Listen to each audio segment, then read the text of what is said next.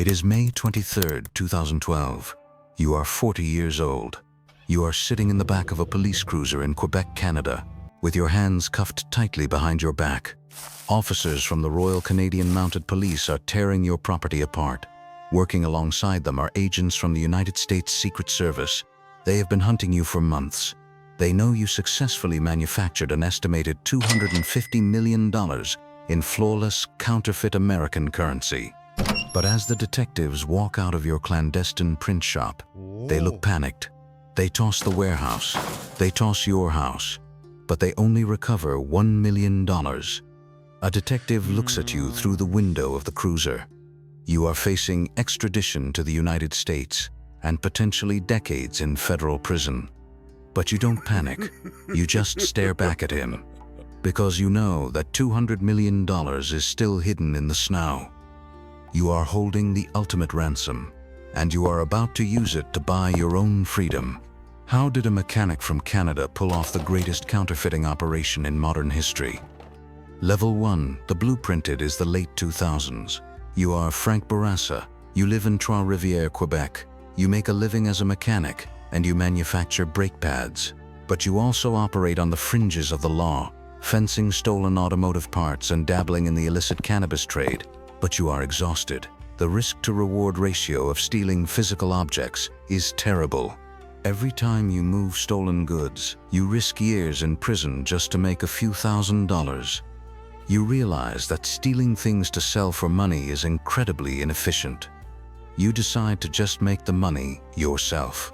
You begin obsessively researching the anatomy of American currency using publicly available resources, including the United States Secret Service's own website.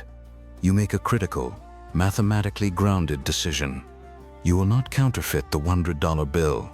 The $100 note is heavily scrutinized. Retail cashiers hold it up to the light, and they mark it with an iodine-based counterfeit detection pen. Instead, you target the $20 bill. It is the workhorse of the American economy.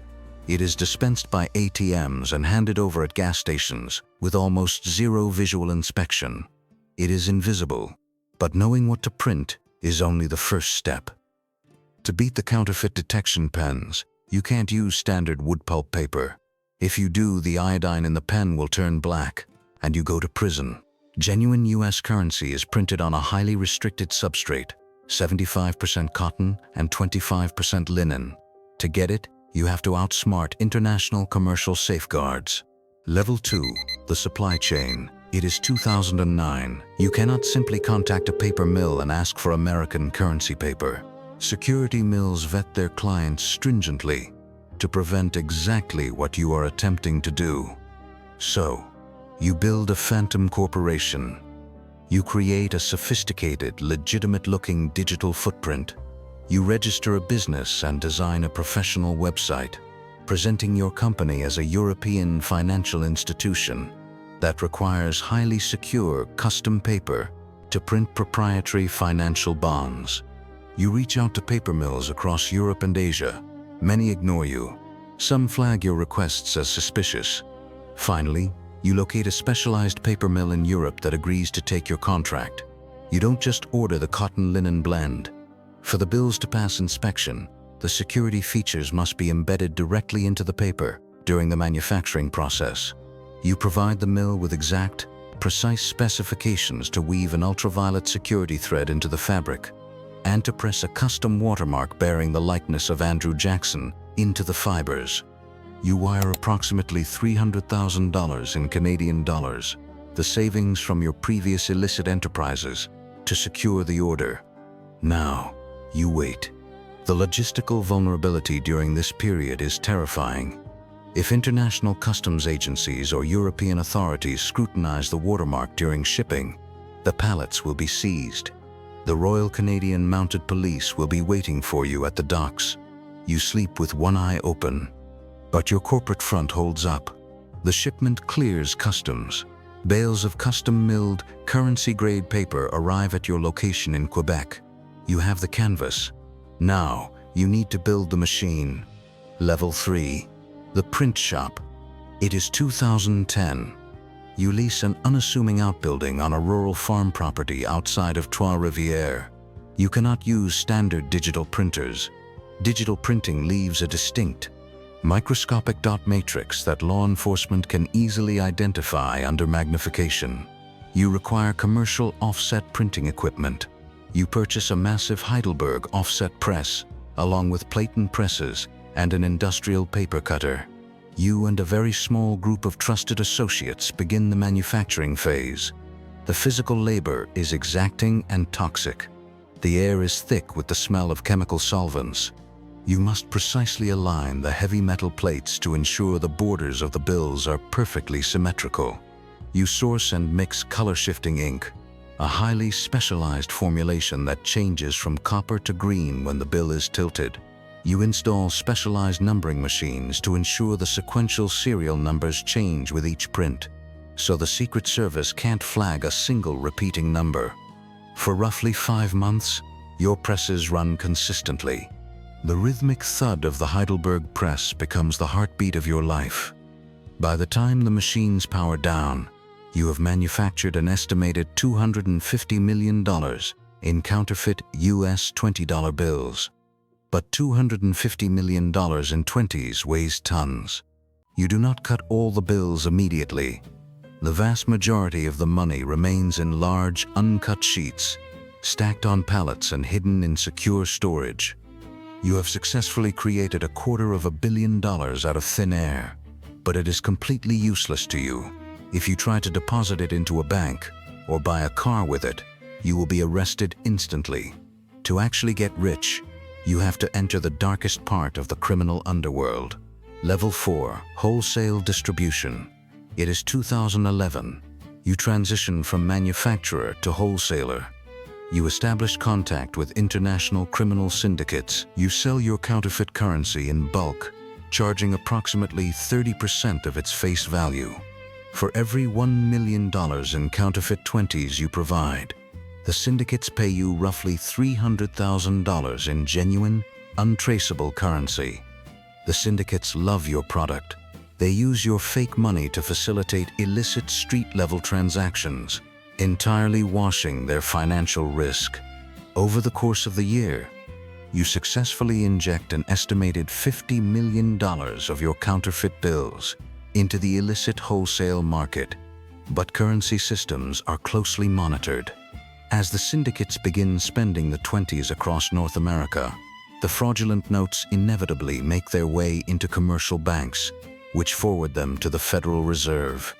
The United States Secret Service maintains a massive database of counterfeit currency. They quickly identify your bills as a new, highly sophisticated family of forgeries. Because your bills are bypassing standard retail detection methods, the Secret Service elevates the priority of the investigation.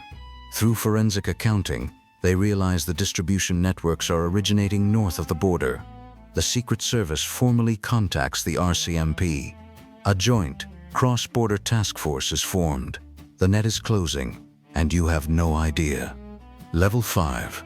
The Sting. It is May 2012. The RCMP and the Secret Service utilize standard investigative techniques, tracing the counterfeit currency backward from the street-level users to the mid-level distributors. Eventually, informants point directly toward your wholesale network in Quebec. Law enforcement sets a trap. On May 23rd, you arrange to meet a buyer to finalize a bulk transaction. You arrive at the designated location, believing you are conducting a routine wholesale drop with a trusted criminal associate. It is a sting operation.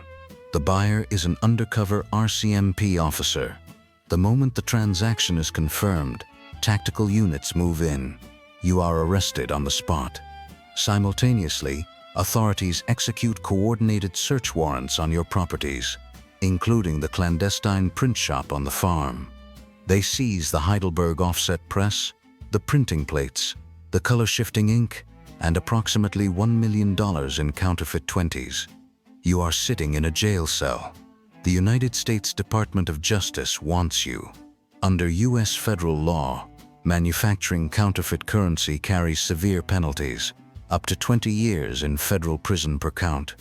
But as evidence analysts inventory your warehouse, They realize the paper you bought from Europe could produce vastly more than the 1 million they recovered. They calculate that $200 million is missing, and that missing money is about to become your shield. Level 6. Extradition law and the ransom. You spend 6 weeks in a Canadian detention center before your legal counsel successfully petitions for your release on bail. The legal landscape is incredibly complex. You are a Canadian citizen. You planned the operation in Canada. The paper was shipped to Canada. The printing press was located in Canada. And the undercover sting occurred in Canada. Because the entirety of the crime was committed on Canadian soil, the Canadian judicial system claims primary and absolute jurisdiction over your prosecution. Extradition to the United States is not automatic. Your defense attorney enters into private, closed-door negotiations with the Crown prosecutors. You hold a massive piece of leverage. Both the Canadian prosecutors and the U.S. Secret Service are deeply terrified of the missing $200 million. If you are sent to a standard prison, that hidden currency, sitting in uncut sheets, remains an active threat. If your associates locate the stash while you are incarcerated, or if you retrieve it upon your release, it could flood the market. You make a strictly transactional offer. You will surrender the entirety of the remaining counterfeit currency, along with the precise formulas and logistical contacts you use to manufacture it. In exchange, you demand a highly lenient sentencing recommendation and an absolute guarantee that you will not be extradited to the United States. The authorities are forced into a corner. The recovery and destruction of $200 million in highly deceptive currency is deemed a higher priority for public security than securing a lengthy prison sentence. They take the deal. Level 7. The resolution and the aftermath. In early 2014, the formal plea agreement is finalized. You lead RCMP investigators to a remote, snow-covered location where you had secured the remaining inventory. Authorities recover a massive cache of uncut sheets, totaling roughly $200 million in counterfeit US 20s. The evidence is secured, cataloged, and transported to an incinerator for total destruction. With the terms of the deal fulfilled, you return to a Canadian courtroom for formal sentencing. For the primary charges related to the manufacturing and distribution of counterfeit currency, the judge sentences you to time served, specifically, the 6 weeks you already spent in pretrial detention in 2012. You face no further incarceration. Additionally, for a minor drug possession charge resulting from the initial raid on your farm, you are ordered to pay a fine of approximately 1,350 Canadian dollars. You walk out of the courthouse a free man, having entirely avoided the U.S. federal prison system. But your life in the underworld is permanently over. You are subjected to intense, ongoing monitoring by domestic and international law enforcement agencies. You can never resume illicit manufacturing, as your methodologies, your network, and your face are entirely exposed. Recognizing that your intimate knowledge of currency security vulnerabilities possesses legitimate market value, you pivot to the legal economy. Today, you operate a private security consulting firm. You leverage your history to advise private businesses and government agencies on how to identify supply chain vulnerabilities and implement anti-counterfeiting strategies. You printed $250 million. You forced the hand of the United States Secret Service. But your life remains strictly confined to the legitimate sector, operating forever under the permanent, watchful eye of the authorities whose system you once exploited.